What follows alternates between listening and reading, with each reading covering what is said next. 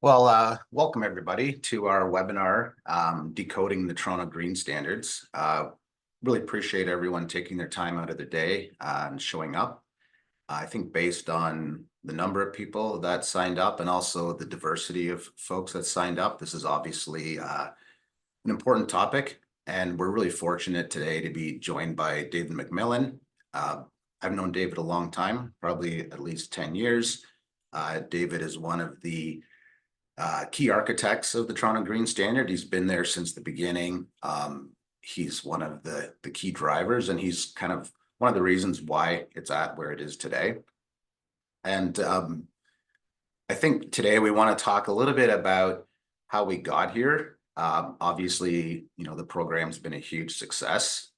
It's known around North America as a bit of a North Star. And I think, with that level of success, you get a little bit of mixed opinions. Some people are very much for it and they want to see it to continue on the same trend. Others, not so much. So I think, that's probably a good place to start the conversation, David. With the success of the program, you obviously have some naysayers. And what are the things the city's doing to help, alleviate some of those concerns, or, maybe another way of putting it, what's the honey you're providing to help the medicine go down? Thanks, Tim, and hi, everybody. Happy to be here.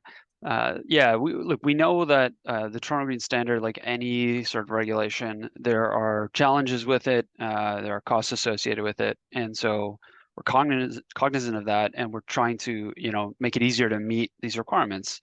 So, one of the longstanding supports we've had is a partial development charge refund for meeting the higher tiers of the Green Standard. So that's something that, basically is an automatic refund if you meet and it's verified that you meet tier 2 or 3. But some of the things we've done more recently is through zoning bylaw amendments for particular applications, we're allowing applicants to basically get additional units by repurposing their mechanical penthouse. So in some cases, if you're able to use a solution that frees up your mechanical penthouse, avoiding boilers and cooling towers, you can take advantage of that space by recovering units, adding additional amenity, having a nice swanky rooftop. But that's not the only thing. We've also now through a process, it's called Official Plan Amendment 528. It'll be at committee tomorrow. We're allowing energy developers to use land below ground, including now parkland, to do things, for example, like angled borefield drilling or running district energy pipes. These are the kind of things where the city, being a major asset owner, can enable climate action by making its land available at a cost, but fundamentally, in some cases, necessary to the project. And then, just quickly, I'll say also at committee tomorrow, we're looking comprehensively at our zoning bylaw to understand any other zoning barriers to solar energy, battery storage, or energy storage generally, and heat pumps. So these are some of the things we're trying to do to make sure we don't have any barriers to deploying the renewables that we're asking for through the TGS. Yeah, that's great. So TGS version 5, we're about 18 months away, which sounds like a lot, but when you look at a typical build cycle for a developer, 18 months is not that far. And I know version 5 is already coming up in conversation within the design community, the consultants, they're looking at planning forward. What are we going to do to address version 5? It's obviously more aggressive on all 3 points, carbon, energy, and TEDI. And what's interesting for me is I keep hearing, and I don't necessarily know why, I don't understand all the metrics, but I keep hearing, geothermal is kind of the new table stakes. It's very difficult to achieve version 5 without geothermal. And I'm curious, as the city of Toronto, how do you see that? Like, is that the intent of really fully displacing natural gas? Or where do you see version 5 going? And what are the technologies that you see are going to be required to get there? Yeah, and that's a great question. So, the image here on screen really shows sort of how the TGS has generally worked since at least since version 3, it was brought into effect in 2018. It's been on 4-year cycles, meaning the next version 5 as a whole would be in 2026, and then ultimately 2030, because that is when, new builds being net zero by 2030 really is meant to get us to our 2040 targets. So what we've seen in version 3 and 4 is a move towards more fuel switching. So in version 3, we brought in, absolute intensity-based targets for energy and carbon. And as the carbon target ratchets down, obviously electrification, fuel switching becomes part of the conversation. And we've seen an uptick in GeoExchange as a way to meet that. Primarily because GeoExchange helps you both on carbon, and also the heat pump really helps on your energy use. And so it's really, we've seen more uptake on that, but it's technology agnostic. It's a performance standard. How it gets met is up to the proponent. But yes, GeoExchange seems to be quite popular and a solution to meet it. And I just want to say for those seeing this slide, what we're working on right now actually is we're trying to essentially determine what would it look like if we accelerated only the carbon target. So to be perfectly clear, version 5 as a whole would be still on its 2026 trajectory. Version 4.1, perhaps, if you want to refer to it as that, is really just about, can we go from the current greenhouse gas intensity, which you see sort of in the left under the green column, to the ones in the middle where we're only accelerating that GHGI. Because essentially in 2021, as part of our update to council in getting to net zero by 2040, which was 10 years sooner than originally proposed, basically came to the realization that if we want to accelerate that citywide by 10 years, new builds have to go even faster. And so this is why we're looking at specifically the carbon target going 1 year earlier than what would be expected on that 4-year cycle. So that column in the middle there where it shows the GHGIs in red, that's what we will be that's what we're working on right now. We'll be reporting to committee and council this in December. So it's still not decided, but this is what we're evaluating. On the far right in red, that's what version 5 could look like once we're done the full suite of work. Basically, that's your current tier 2. If you're familiar with that, that could become the tier 1 under version 5. Yeah, that's great. Thank you, David. Mm-hmm. So, we're talking about version 5 and it's moving in a different direction. We've talked about carbon and energy, and I think, you and I would agree, and probably most of the industry would agree, there's solutions in place, whether it's district energy, geothermal, so there's a technology solution, there's a business model. I think the third-party ownership, especially for condos, has made implementing geothermal relatively seamless. Not a lot of pain there. Little to no impact on the pro forma timeline. So that's easy. And there's opportunity for you to continue to increase those requirements, still utilizing the same technology they're using today, because we're probably overshooting in most cases. However, when I talk to developers about the TGS and they're complaining about it, it's not regarding carbon energy, it's TEDI. TEDI seems to be that pain point because there isn't a geothermal solution or a utility solution for the TEDI. It's envelope, it's more expensive window wall, curtain walls, it's insulation, it's triple pane windows, it's all these things that are expensive but don't necessarily bring quantifiable monetary value to the project. And in this current environment, I'm sure that's a tough pill for developers and designers to swallow. So what's your kind of thoughts on that, and what's your response? I guess more importantly, what's your response to that?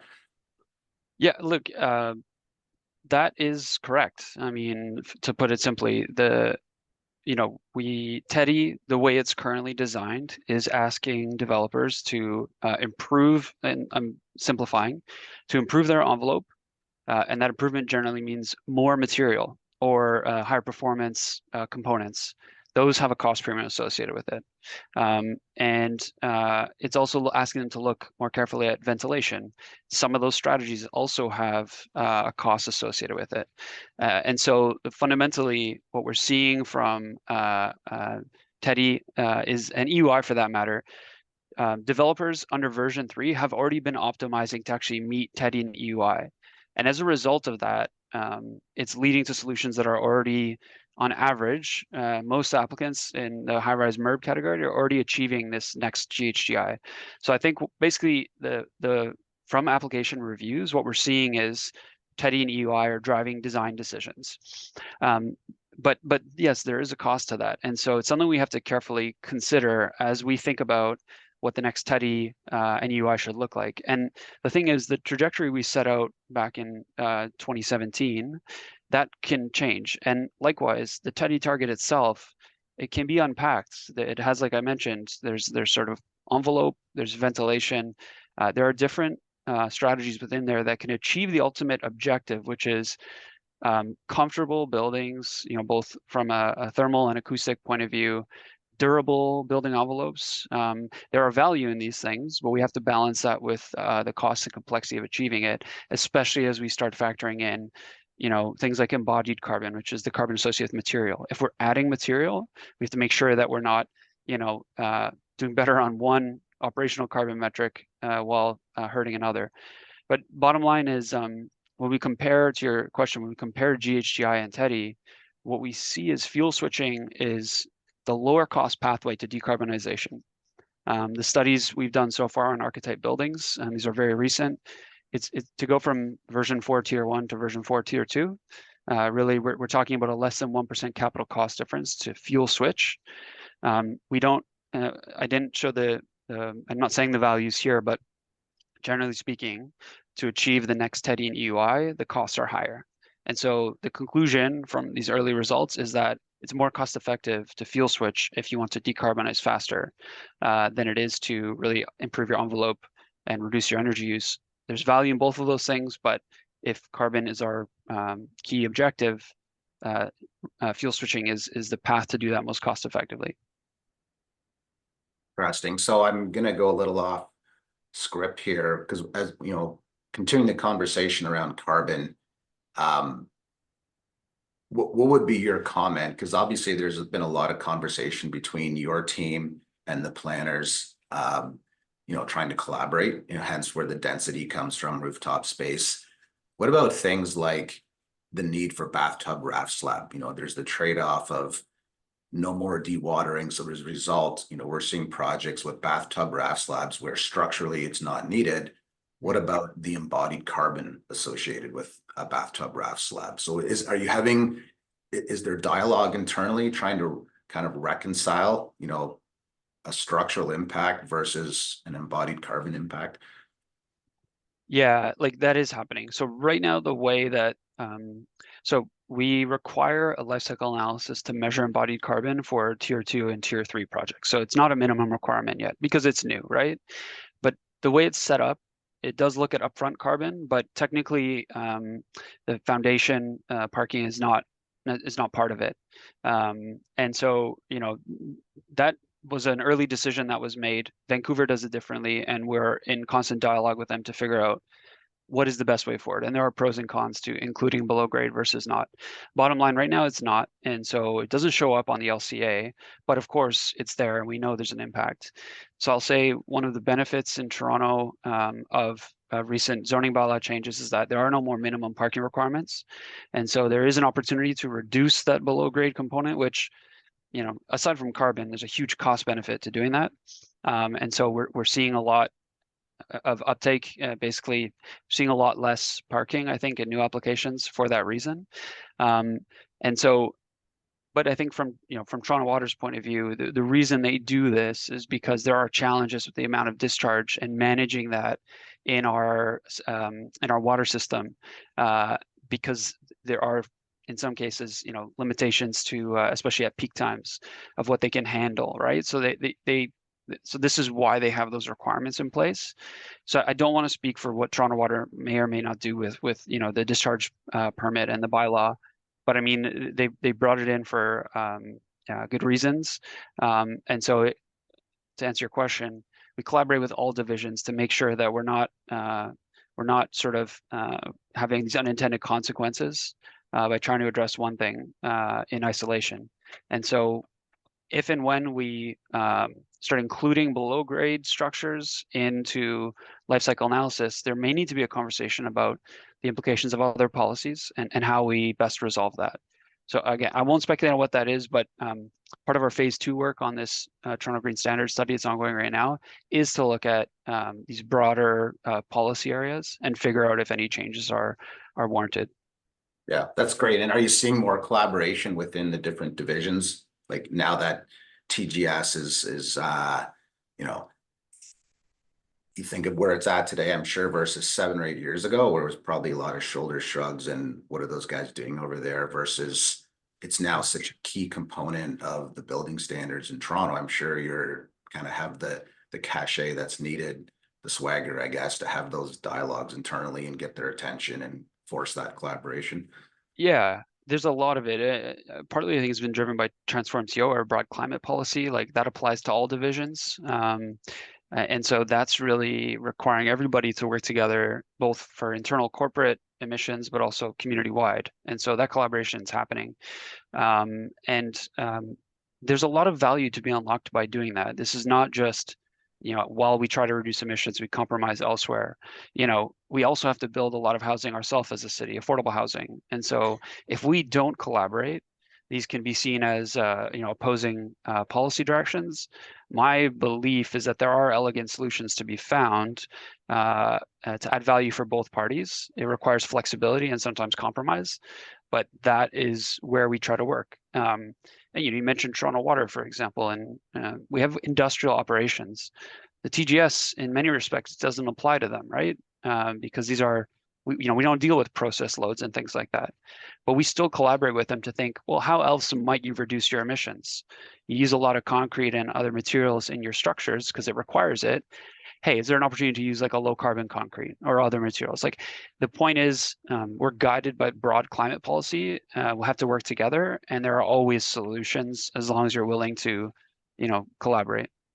Yeah, and you use the word unlock, and you and I have been having this conversation for years, and I'll continue to go on record saying the city can never afford to write a check to equal the value that you could unlock within, the planning division, the build division,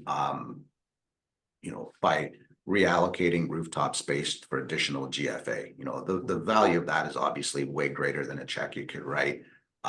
Or re-looking at bathtub raft slabs, parking, all of those things. Like the value or the cost savings measures on those things are incredible. So now just to level set for everyone on the call, I don't think neither David or I are, especially David, are going on record saying bathtub raft slabs are no longer required. But I think that's an example of, I think that speaks to the level of thinking and understanding, this, we created this policy, but should we rethink it? And I think there's, I like the fact that you're sort of pushing some of that, thinking outside the envelope culture within the city. So it's great.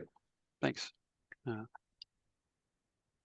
So, I kind of sharing with you some of the grievances, pushback, grumblings I'm seeing within the development community with regards to the TGS. I mean, I think on a whole, it's been well accepted, like anything, nothing's perfect. And a lot of times, I think those grievances are a result of misinformation. Now, what are you seeing, as you're talking to developers? You're forcing them to change the way they're doing things. And I think the development community, as it should be, and as it makes sense, does not love departure from the norm, right? Status quo makes sense when you're building a $200-300 million building that already has a tremendous amount of a risk associated with minimal reward and, a million variables that could happen during construction, market related variables, interest rates, not really primed to change. So I'm sure you're getting some pushback on some of these, what they would see as forcing new technologies on them. So what are some of the pushback, you're hearing specifically regarding geothermal or the third-party utility model, or what are you hearing, just out of curiosity? Yeah, there's, I wouldn't say it's, I'm generalizing, of course, but one of the concerns we've heard is that the TGS, even though it's performance-based, essentially it's pushing fuel switching through one of the targets, which means electrification in our grid. And that means, exploring air source, ground source, wastewater energy, district energy connection, all these solutions. And, one of the really popular ones is geo exchange, again, because it kind of hits energy and carbon at the same time. but also because of this robust third-party utility model. There are now several companies, who are able to offer this as a way, particularly for condominium developers, to not be burdened by the upfront costs and instead, pass that on. And there's value for both parties in doing that. But, to your point, it's new, relatively speaking, or there's concern about, outsourcing what would normally be equipment inside the building owned by the same entity that is responsible for the building now to a third party. And so we've heard, and unfortunately there are anecdotes out there about companies that have not been successful. There's been projects that have been temporarily left in limbo because of this model. So again, I think all of that can be addressed, but it is one of the things we hear, which is, if you in the next iteration of the TGS force even more fuel switching and even more geo exchange and even more of these third-party utility projects, what does that mean? What happens if the third party goes bankrupt? What happens if government regulation changes? These are the kinds of questions that that we sometimes hear, again, from a fairly narrow segment of the industry. But I'd be interested to know maybe how you'd respond to some of that, or what you might say to a potential client who has those concerns. Yeah, and I think, those are all valid concerns. Some of them, I think it's an accurate concern. It's just maybe outdated a little bit. 780, when we started, 11 years ago, yeah, it was a new space. And fortunately for us, there was some innovative developers who were willing to take a chance on us. We've been in the industry a long time, but the utility model was fairly new, and we were kind of building a plane and learning to fly at the same time. However, it's a bit of a chicken and an egg. As you're forcing developers to change, that's also forcing us to grow and expand and perfect our craft, right? Like any company, we've stubbed our toe along the way, but as a result of that, we've created a lot of processes that I don't see for us geothermal much different than somebody doing forming, shoring, excavating. For those of us that have been in it a long time, it's just another technology. It's not new anymore.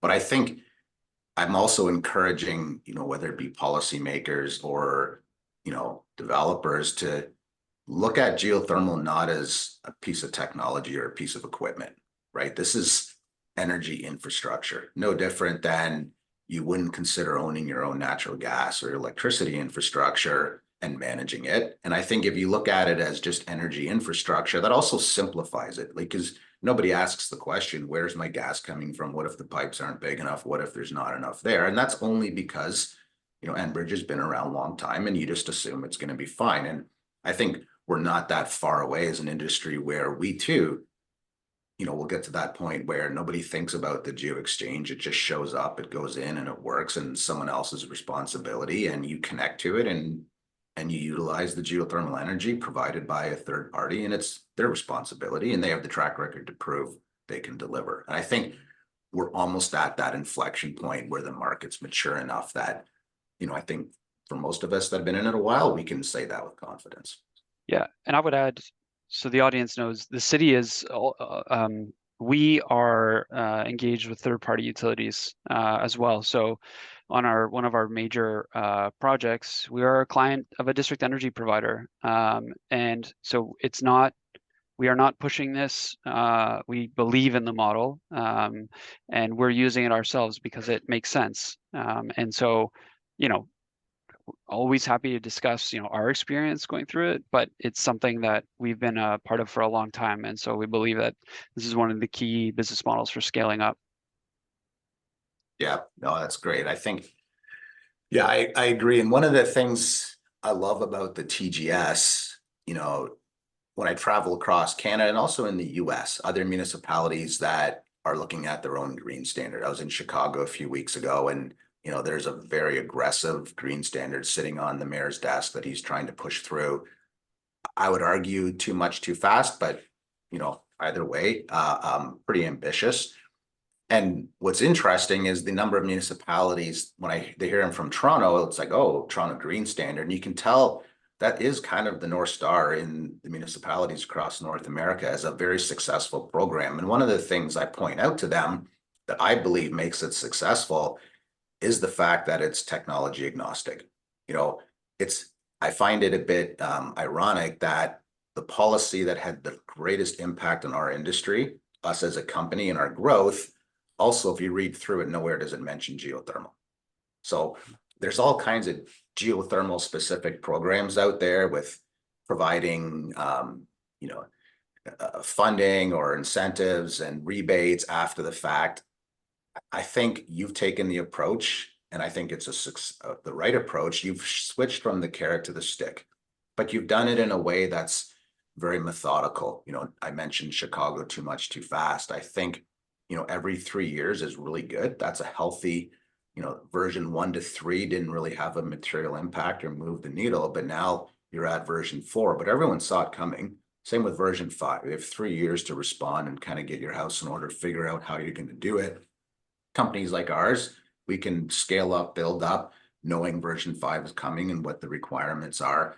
And that's a really healthy growth strategy for both the industry, but also the developers to be able to respond. And that's one of the things I share with other municipalities is make it aggressive enough to move the needle, but slow enough that people can respond.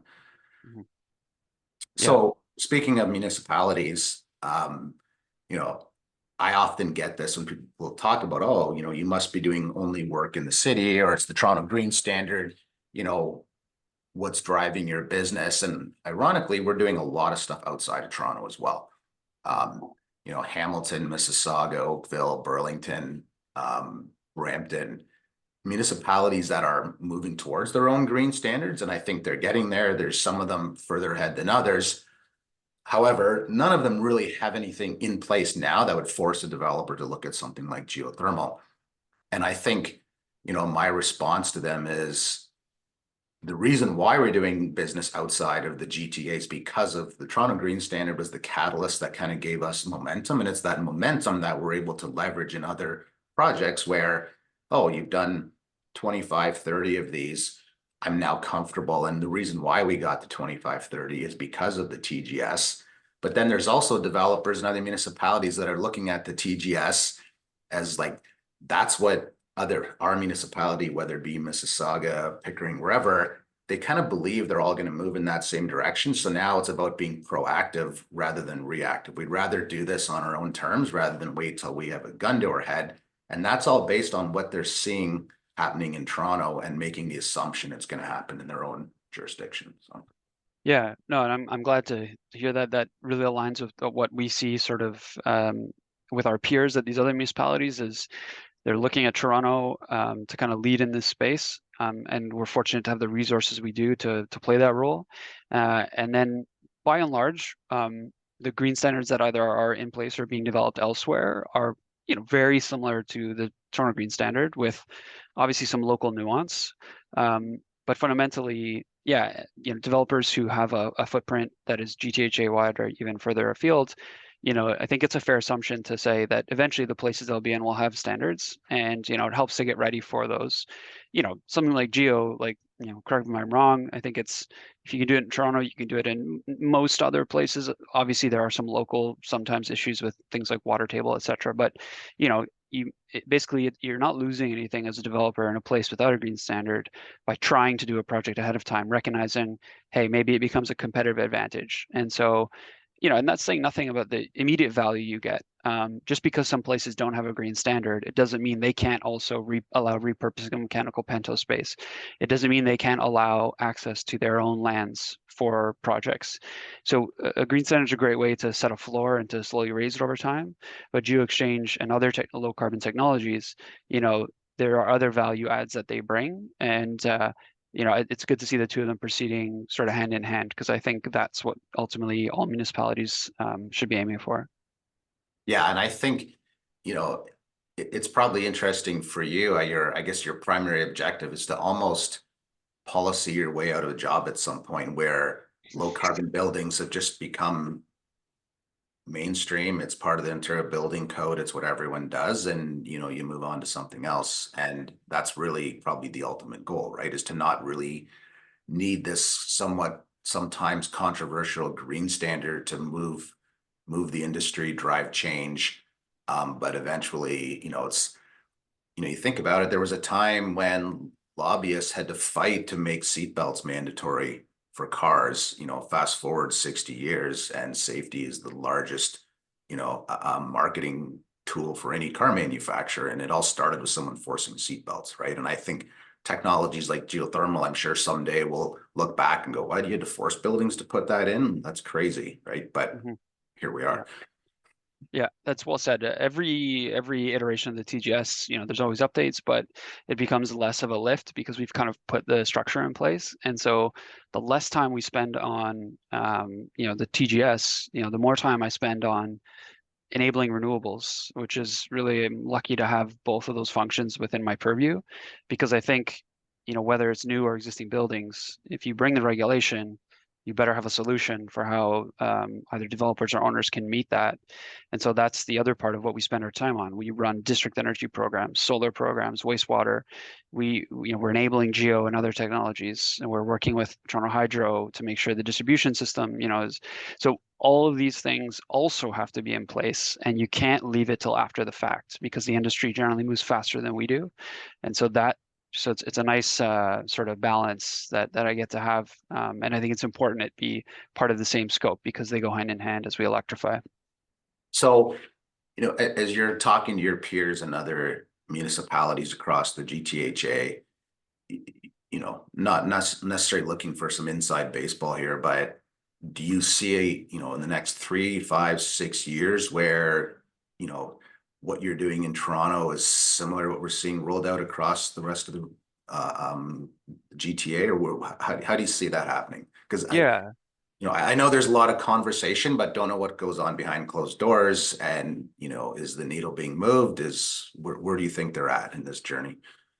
There are already many other municipalities with green standards in place. And like Caledon recently, I think was the most recent one to bring in a green standard as a requirement. But other municipalities have it. The Clean Air Partnership really tracks this quite closely, and they have a really good sense of who's doing what, either has it in place or is working on it. But I think, yeah, in short order, we'll see it GTHA wide, all the way out to sort of, Kitchener-Waterloo area, even in Ottawa, right? And so, it's been a bit of a patchwork. There's a lot of similarity. There are some differences, and the key is that we're, as practitioners, we're always in touch with each other to make sure that, what we're all doing is kind of, generally palatable for the industry because it is a lot of the same players in these jurisdictions. And so, yeah, like the goal is scale, and emissions don't care about our administrative boundaries really. So we need to address this regionally, arguably, and even broader. And so that's what we're doing right now.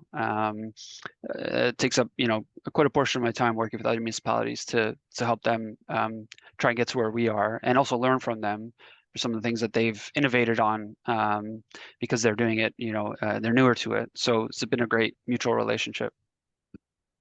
Well, I'm sure, the city of Toronto is a huge organization, and I'm sure there's lots of push-pull internally because, different divisions have different mandates and priorities and visions. So I'm sure sometimes you're in conflict with someone who's primarily focused on economic development, and that probably where that conversation around other municipalities, would they see if Toronto continues to push these aggressive green standards and others don't, now is it more desirable to build in other municipalities, giving them an unfair advantage? So I could see why it's important for you to kind of get, as close as possible, as soon as possible, to leveling that, green standard, sustainable playing field, right? Yeah, absolutely. Yeah. Great. Any questions, now that we're on record with 110 people watching. So any Yeah. questions for us, me, like kind of, I provided my feedback, industry to policymakers. What are the things that concern you, or what is some of the things that you get, pushback, with specific to us in the industry? So I think, Tim, it'd be great. It's a good problem to have where, there's challenges with like supply chain and, equipment and labor and materials. I'm not saying that problem exists, but it would be a good problem to have if we scale up to the point where, you need more investment. So that is something though that it does come up because to the extent, we've seen it in some sectors. So to the extent, if you're looking into your crystal ball and thinking where might we be in 5 years in Ontario, if you foresee any challenges, how would you address that? What are you doing as a business to address it now, and what are you seeing industry wide? Yeah, it's a great, that's the age old, you know, the age old topic that comes up all the time. You want us, it's the chicken and the egg. You want us to create aggressive standards. How are you going to deliver? And I think that's an easy um, argument for anyone who's against green standards, is just to say, oh, well, the industry will never be able to keep up. And, oh, there's going to be a shortage of drillers. And that's the biggest one, is drilling, because it's the most difficult to scale, obviously. Rigs are a couple $1 million, and, finding capable drillers is not easy. Fortunately, if you go back 10 years ago, ourselves included, the industry was relatively small and underfunded. It was small mom and pop shops, trying to make it work on their own dime, us included. And I think the industry has evolved, and, specifically for us, we were fortunate that we were acquired about almost a year and a half ago, by a large infrastructure fund out of Europe. And they have access to tens of billions of dollars. And what's interesting, and I think, this is, again, speaks to you and speaks to the city of Toronto. This is a fund from Europe that came not only to Canada, but specifically to Toronto, and invested specifically in geothermal because of things like the TGS, because where they saw the market going. They wanted to get in, invest, and be part of that growth. And they have the resources to grow, to align with your mandates and policies.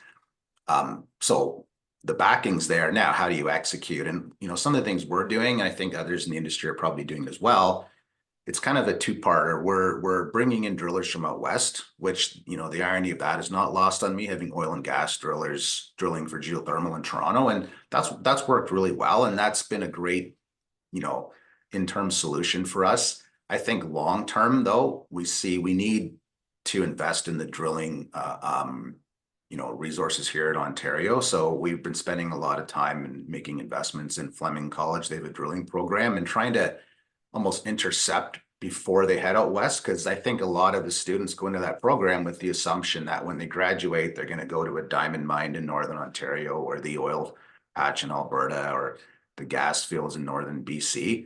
And we're there to talk to them about, no, there's actually an opportunity right here in Ontario. So you can live in your home in Oshawa and play softball on Wednesday night. You don't have to live in a camp for 6 weeks at a time in Northern Alberta. And we've actually hired a few students out of Fleming College. So, we're growing quickly. We've bought 8 drill rigs in the last year, and there's no reason why we can't buy another 8.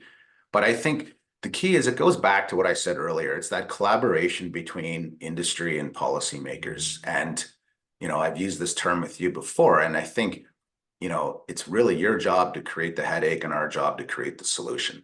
But there has to be a collaboration there on timing. You create the headache too fast, we can't create the Tylenol quick enough. If you wait too long, it's harder for us to get those resources and invest on a long horizon, right? So you have to find that sweet spot where it's not too slow and not too fast. And, and that sweet spot may be fluid, but that's where I think it's so important to have that collaboration between industry and policymakers, so neither side is operating blind and making assumptions, because there is some codependency there. We need you to grow, and you need us for your policy to be successful. Yeah, that's well said. And on that note, I know we're about to get to Q&A, but before we do, I just want to say, with respect to the TGS and the next sort of iteration of it, we are going to Planning and Housing Committee in December, on December 5th. The agenda is typically published a week ahead of time. So anybody who's interested, there's a link there to the page. There's nothing on that page yet, but on November 29th, it should be available for you to essentially read the staff report. You can also submit comments written, or you can register to speak at committee. So, I encourage anybody who wants to get involved. It's meant to be a fully transparent process. I'm happy to speak sort of offline as well, but this is how you can do it through the public process. So please get involved if you want to. That's great. Yeah, I think the more voices that are heard, the better, obviously, to help push this across the finish line. Mm. Great. We'll jump into Q&A. I think we've got some questions here. I can see them here, Tim. If you want me to start going in order with some of them, Yeah. you let me know. Yeah, Yeah, I think most of these are specific to you, David. If not, I'll Mhm. chime in where needed, but go ahead. For sure. So I'm just going to go in chronological order. So there's a question about, how important do we see it to continue pushing TEDI as opposed to just focusing on GHGI? So I will say the TGS was meant to be a comprehensive suite of measures to ultimately drive better buildings. So the TEDI is an integral part of that. Um, Again, we talked about thermal, acoustical comfort, quality buildings. Now, when we layer on sort of the net zero strategy, which again, that came after the TGS was originally developed, it became, and now how do we accelerate operational carbon reduction? And so from the Transform TO lens, really, it does mean focusing on GHGI. I think what's key is it doesn't necessarily mean discounting TEDI and EUI. It means maybe rethinking what is the pace of change, what are the specific strategies that that target defines, whether or not the target itself needs any tweaks. So I'll say, not looking to get rid of the TEDI, but it could change. And again, that work is ongoing. But for my purposes, yeah, a big part of what we do at Environment and Climate is to focus on decarbonization. And so, that's sort of that's why we're looking to accelerate the GHGI starting next year. The next question was really about how some of these measures might affect housing affordability. And so anytime we do a TGS update, we do costing studies. So that's one thing. So we take it very seriously to understand what the capital cost premium is to do these things. And we also do life cycle costing to understand what does it look like when you think about the operational impacts. And so, I outlined that, the accelerating the GHGI really, from what we can tell, has a neutral impact on construction costs. And then when you factor in sort of these third-party utility models, there are operational benefits. There are in some cases savings. We also do detailed proformas for any of our own city projects, and so we know and some of this is housing, and so a lot of it, in fact. And so we know very clearly how what we prescribe, and in fact, as a city, we hold ourselves to a higher standard. We know very clearly what the premium costs are to do this. And so basically, in summary, we don't make any changes to understanding how it will affect other policy. Nothing we do is meant to be done in isolation. We have more to do, but that's sort of our starting point. Yeah. Another good one is about conversations with Toronto Hydro and about the capacity to handle what ultimately amounts to electrification. So, what happens if you can't accommodate? So actually, maybe, Tim, I want you to jump in. The question, an example was if geothermal is not feasible because there's a small footprint on a large tall tower, if the developer's forced to go with electric boilers, can Toronto Hydro keep up? Before I get to Toronto Hydro, I'd be interested to hear what you do in that situation. Yeah, so this is where I'm sure I'm going to split the room on this one, maybe even split between you and I, but I think this kind of is now a philosophical approach where how far do you push something where you're getting into diminishing returns? And by that, I mean you creating so much complexity versus the benefit. So take a 60-story tower with a small footprint. Right now, and we're looking at those projects, we can fit enough boreholes to comply with the TGS. And that's kind of the bare minimum, and it checks that box the way it stands. If the TGS continues to go where it's going, putting in only 40% of the boreholes may not be enough. But you also have to take a step back and look at peak versus aggregate. And what I mean by that, I don't want to get too far into the weeds, but this is important because it's about priorities. We're maybe putting in 40% of the boreholes and handling 40% of that peak demand on the coldest day of the winter or the hottest day of the summer. However, we're probably handling around 85% of the aggregate load. So when you look at this strictly from a greenhouse gas or overall energy reduction, it's having almost the same impact as if we're doing 100% of the holes. It's not that much less.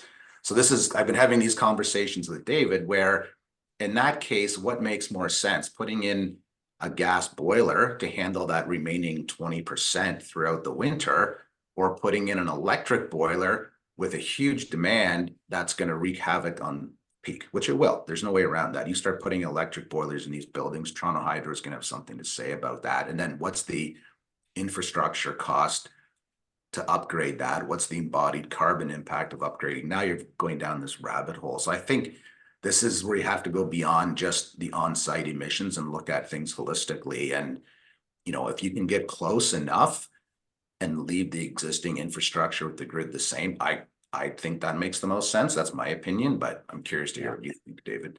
Yeah, so I will say I generally agree with that, and this is part of the reason why we're introducing sort of these enabling solutions to access more land, things like that. I will say, and I'm paraphrasing, Toronto Hydro has no concerns about capacity for new development at this point, based on what the city's broad Transform TO plan sets out. Obviously, site-specific issues can pop up, and that would need to be addressed. But new development is much less of a challenge in their mind versus, let's say large-scale electrification of existing building stock, or things like large point loads like data centers. Those present unique challenges. But generally speaking, Toronto Hydro is confident they can meet the city's objectives in the short and medium term. Long term, look, there's going to need to be growth in supply. There's no way around that. And so I think that is being considered by the IESO at a regional level when they do the integrated regional resource plan. They're underway with one right now in Toronto. We're working closely with them. They are looking to understand, and they will pass it on to Hydro One, what transmission is necessary or what other solutions, non-wires perhaps, are necessary to meet the future demand based on what Transform TO kind of forecasts. And so that's happening. And yeah, we're involved in both of those conversations. And but ultimately it's going to require, a lot of thinking and investment into how we can perhaps meet the demand, including with alternatives that don't always fit very neatly. Everything we've been talking about today is sort of thermal. There is no thermal utility in the regulated sense. And so I think the holy grail of where we need to get is sector coupling, integrated energy planning between, electricity and gas and thermal to figure out how do we best achieve our goals in a way that is, cost effective for taxpayers and ratepayers, and what does that mean in terms of solutions, and where's the value we can unlock by actually, again, to this theme of by collaborating. It's just right now they operate in silos. That's the system we have. There's a better way. I think it's just not there yet. Yeah. So a couple of quick ones. Has the city been engaged with industry and manufacturers? Yes, we speak with manufacturers often. Again, we build a lot of buildings, the city does. And so we have to be up to speed on the latest products and the supply chain. And so, it wasn't in a specific, there wasn't a specific example, but we speak with manufacturers all the time, whether it's clean tech or otherwise. There's a question about Ottawa. I'm assuming that's referring to green standards in Ottawa. They are, I believe, this fall going back to council with their high performance development standard. That's their name for the green standard, including a robust costing analysis. And so, I don't know exactly how you can participate in their process. It might be different than ours, but that is upcoming. So keep an eye on Ottawa. There's a question about embodied carbon, respect to any changes there. We are looking at embodied carbon for this phase 2 work of this current TGS study. It's not clear yet whether we'll have a minimum requirement, but we will be studying, what might that look like. We were directed by council to explore the feasibility of a minimum requirement for an embodied carbon cap for tier 1. So right now it's voluntary, but we've been directed by council to explore making it mandatory. Question about TGS and industrial developments. Again, TGS generally doesn't apply to industrial developments because they're generally exempt from the energy efficiency requirements in building code. And so we're not looking to add layers to it. So generally speaking, they don't apply. There are specifics there, but things like, if you think about it, things like air tightness testing, energy efficient, things that get into process make no sense. Things that get into the envelope of a building that's really just a shell make no sense. And so again, generally don't apply. What else do we got? So encumbering parkland with drilling. This is a pretty technical question, so I'll just say that what this new official plan amendment would do is it would streamline the process through which the city can dispose of parkland. So it would be like a stratification process. The city would retain, certain part of the surface, but below grade, it would dispose of that, which means it's essentially, no longer city land. And that would allow for, let's say, the energy developer or the developer to encumber that space with, for example, boreholes. There's still a process to go through it in terms of a review. Is it necessary? Have you explored alternatives? Things like that. And Parks, Forestry, and Recreation will retain that sort of discretion. But the idea is these things kind of already happen in other domains, not necessarily for renewable energy. We've expanded the categories, and it's meant to streamline the process so that you don't have to go through an official plan amendment, which can take a very long time. So that's ongoing. It'll be at committee. That's something you can follow currently. Right, David, on real quickly on that one, Yeah. follow question. So more my own curiosity. I'm assuming if that goes through, what the city is acknowledging that land will essentially be encumbered indefinitely, because if you could build on that, depending on how far down the foundation goes, but putting in geothermal wouldn't be an option. So how do you build within the Toronto Green Standards if you can't do geothermal? Because there's already loops under there. I'm assuming that's all been considered, and that's part of that, acknowledgement from the city, right? Yeah, that was one of the big hurdles, not hurdles, but that was one of the big discussion points is, recognizing that, third-party utilities have terms that exceed the typical term for when the city can allow what is called like an easement or an encroachment. So those can be kind of temporary within a 21-year term, but the utility business models go beyond that and well beyond that if it's going successfully, right? And so, I mean, we know that the equipment and the infrastructure will last. And so, yes, the idea is that this would be long term, and the city understands that nobody will invest in anything not recognizing that this is meant to be an ongoing solution, right? Not something that's temporary and then there's a change. So absolutely, yeah. Yeah, great. There's a question about enforcing discrepancies between sort of modeled and actual use when it comes to like the TGS. And it's a good point. Right now, we only verify tier 2 and tier 3 buildings, so the voluntary applications. And so those are there's pre and post construction verification, but even still, like there's obviously the operational period. And there's always a gap because of human behavior, changes after commissioning, things like that. My colleagues on the existing buildings team, which we have a mandate to obviously decarbonize existing as well. They are, responsible for retrofits and solutions to help close that gap. For our purposes, what we're trying to do is minimize that gap to begin with. And so the Atmospheric Fund, TAF, is actually, I think the RFP is closed, but they've actually been seeking advice from consultants to understand, what's explaining that gap and what are some of the ways we can close it. And we're working with them on it to make sure that, we're not, again, having unintended consequences. Right now, we don't verify a tier 1. That's a possibility. And so we're looking at, if we're going to require fuel switching, we better make sure that, developers are actually following through with it. And so it's a great question. Don't have a good answer for it right now, but we're working on it. Bird collision. I can't say whether or not the bird friendly requirements will change in this next version, but again, everything gets looked at by city planning every few years, so it's possible. But feel free to follow up offline with that. No, there are no standards for data centers. I mean, again, this is it's considered an industrial use. So in terms of energy and carbon, we don't apply any standards there. Love to work with them. Huge waste heat opportunities, but it really depends on if the load is close to the source. And so there's no requirements, but it's an opportunity that we're excited about if there's a willingness from the other side to collaborate. And then the last question, are there some sections of the TGS to ensure buildings are resilient to a changing climate? Yes. So for the most part, we focused on backup power in terms of specific sort of guidelines. There's a gap between what code prescribes and what is actually backup power. We're talking non-emergency situations where it's better to stay in the building. Unfortunately, if you're following minimum code, it's really designed to get you out of the building. And so we have backup power guidelines that are meant to bridge that gap. So they're low-cost solutions that are meant to kind of provide some advice of how you can be more resilient in the event of a power outage. Now, not everything is in terms of resilience is related just to power outages. That's where things like the TEDI, become relevant.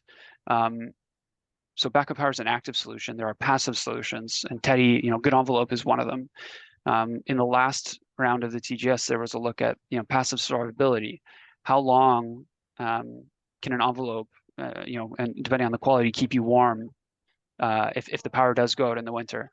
And so there are ways to have passive resilience as well, and that's where some of the targets come in, and that could be one of the tweaks that we make, which is how do we ensure resilience, passive resilience, but not necessarily in a way that makes TEDI more complicated or expensive. So this is what I meant about trying to define very clearly what our objectives are and how best to meet those. And I'll just say, my colleagues, there's a resilience team now within Environment and Climate who are working more broadly on the city's resilience plan. That's ongoing as well, and they'll have more to say, and some of that will translate into new development requirements as well. Tim, that was all the questions. That was the last one. One more came in.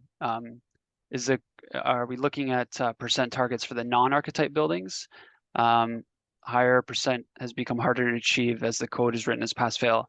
Yeah, that's a good question. So that's something probably I'll suggest we talk about offline. We are looking at, so when there's no archetype, for example, like a lab or something in the TGS, we have to determine what is the appropriate solution. Typically, it's a percent better than a reference, and we just ask for, so certain performance improvement, focus on energy, but that is something we'll probably look at in this phase 2 to make sure it's still the right approach and understand what the number should be for these types of unique buildings. But yeah, I think I'm happy to take that one offline. Yeah. So maybe real quick, one last question. This is an interesting one. Hydrogen fuel cells. Is that something that's being considered? So again, we're agnostic. If an applicant wants to propose hydrogen as a way to meet, so I would have a lot of questions about how you're getting that clean hydrogen, because really most hydrogen today is coming from natural gas. And so there'd be a lot of questions, but technically speaking, the TGS does not exclude that from the conversation. So I think where that comes into play, I know when we apply, our clients apply for building permits, the city of Toronto is pretty sophisticated in how they look at the geothermal design, the capacity, BTUs, peak aggregate, and how it aligns with the building energy model. So I'm sure fuel cells would be the same thing, right? It'd have to pass the sniff test within the building department and planning. So yes, if it's in the building, definitely. Yeah. So yeah, absolutely. Tim, one more came in about, do you need green roof if you'd like to put solar panels instead? No. So the green roof bylaw allows solar panels to count as green roof. So if you want to cover it in solar panels, you're exempt from the green roof requirement, and vice versa. There is no solar requirement. You could have both. There are solutions where you can have green roof and solar, but I mean, to answer your question directly, no, the green roof bylaw allows solar as a green solution. Yeah. Yeah. Great. And once again, just shows how open-minded your team is, right? Absolutely. Thanks, City Planning, for that one. Was great, David. Really appreciate your time. Appreciate everyone who jumped on. These are great questions. I think it certainly is top of mind. We noticed there's a lot of consultants that showed up today, and that doesn't surprise me, as they're the ones who've been tasked to navigate, these waters that you've created. So appreciate you helping hopefully simplify some of these things, and also just share where your thoughts and where things are going and your perspective on finding that balance between meeting the needs of development and developers, but also looking out for Toronto's sustainability goals. And how do we make sure that affordability, profitability, and sustainability are not mutually exclusive? So easier said than done, obviously. Yeah. Thank you. Thanks for having me on. Thanks to the audience for your time and your questions. Really enjoyed it. Yep. Thank you. Thanks, everyone. Take care. Have a great day. Okay. Bye-bye.